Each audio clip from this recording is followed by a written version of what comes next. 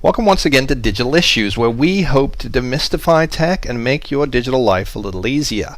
Today we're going to provide you with 5 essential tips for making compelling slideshows or video tributes. You've seen these. People create tributes for all sorts of things. Maybe it's a retirement party, anniversary, birthday, memorial, reunions, even for their favorite celebrities and sports teams, which I find odd, but each to their own.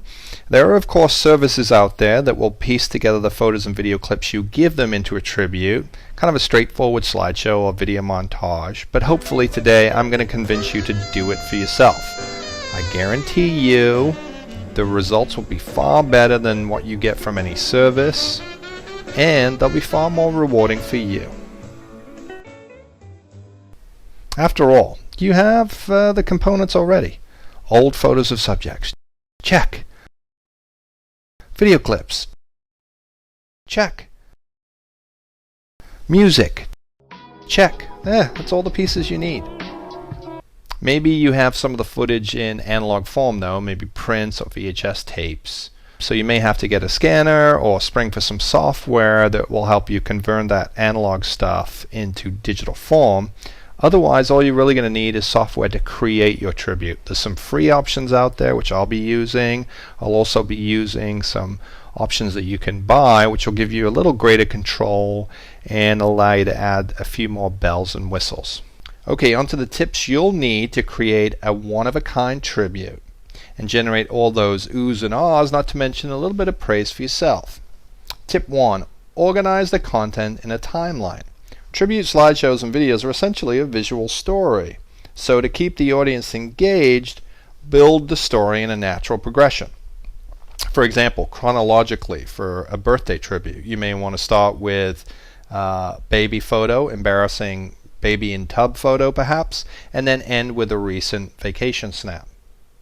Tip 2. Include text or voiceover to highlight or emphasize some of the material, but don't overdo it.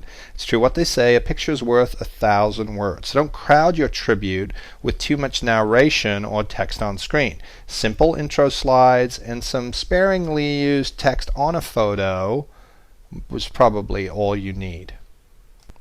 Tip 3. Zoom-a-doom-doom. Static photos are fine, but to add a little bit more visual interest and movement, include some with a pan and zoom effect. This technique mimics how people look at physical photos. What do? They take the photo from you, they bring it to their face, they move it around to get a little bit more detail. You can use this technique if you don't have a lot of content to work with, also to highlight a particular aspect of photo. For instance, if you're doing a wedding tribute, you may want to zoom in on the ring finger, or maybe zoom in on a baby's face in the crib.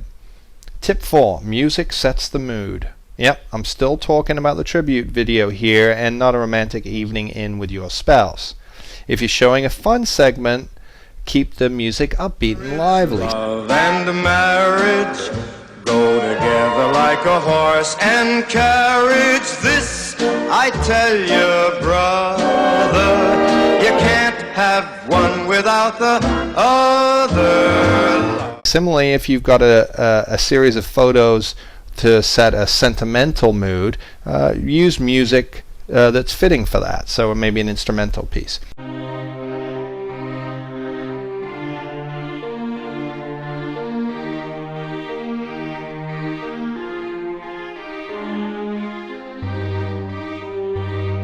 Tip 5. Trim the fat. People have a really short attention span. I've probably lost half the audience about now.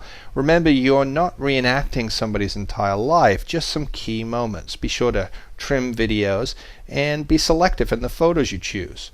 You can always, use the rest of the content and put it on a DVD for historical purposes. Just be careful what you use in your tribute so you keep your audience engaged. One more bonus tip for you.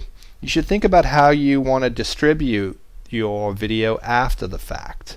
Many people will ask for it. Maybe you can produce DVDs. Maybe you need to post it online so people who couldn't attend your showing can still view it. This is the free app I use to put some tributes together called Photo-Show. The last option is to share it on DVD and maybe even post to Facebook, so it's a great option too. Okay, that's it for this episode. I'm off to create my own tribute video on my favorite subject, me. Hey, nobody else was going to do it. All right, till next time.